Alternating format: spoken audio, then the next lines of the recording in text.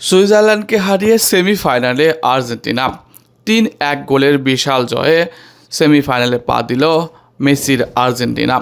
এবার সামনে ফাইনালে যেতে বাধা ইংল্যান্ড। আর্জেন্টিনা ও ইংল্যান্ড ম্যাচের সময়সূচি এই নিয়েই আজকের ভিডিও। কোয়ার্টার ফাইনালে আজ সকাল ৭টায় মুখোমুখি হয় আর্জেন্টিনা ও সুইজারল্যান্ড। আলেক্সিস ম্যাকঅ্যালিস্টারের গোলে এগিয়ে যায় আর্জেন্টিনা।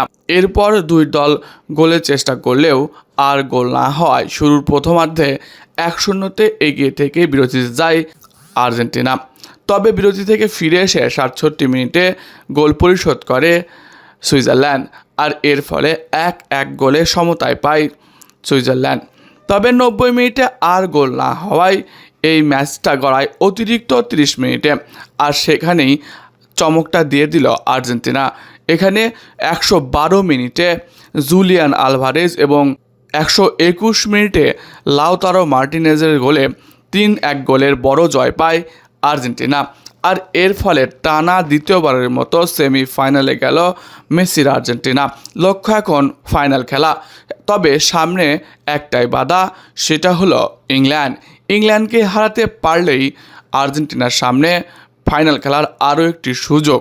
আগামী ১৬ তারিখ বাংলাদেশ সময় রাত ১টায় ইংল্যান্ডের মুখোমুখি হবে আর্জেন্টিনা। আর এই ম্যাচটা বাঁচা মরার ম্যাচ। পুরো টুর্নামেন্টে খুব একটা ভালো পারফরমেন্স করতে পারেনি আর্জেন্টিনা। প্রতিটা ম্যাচ জয় পেলেও তাদের পারফরমেন্সে বেশ খুশি নয় আর্জেন্টাইন ভক্তরা। তাদের খেলায় এবার ধরনই আলাদা। তারা কোন পরিকল্পনা নিয়ে খেলছে এটা আর্জেন্টাইন ভক্তরা খুব একটা ভালো করে বুঝতেই পারছে না। প্রতিপক্ষ বড় না পাওয়ায় সবসময় ছোট প্রতিপক্ষের সাথে ধুঁকতে হয়েছে আর্জেন্টিনাকে। সর্বশেষ মিশর, তার আগে কেপ ভার্দে, সব দলের বিপক্ষে আর্জেন্টিনা ধুকে জয় পেয়েছে। এখন প্রশ্ন হলো, ইংল্যান্ডের মতো ইউরোপীয় শক্তিশালী দল কিভাবে আর্জেন্টিনার সামনে মোকাবেলা করে, আর আর্জেন্টিনায় কিভাবে ইংল্যান্ডকে দেখে, এটা এখন দেখার বিষয়।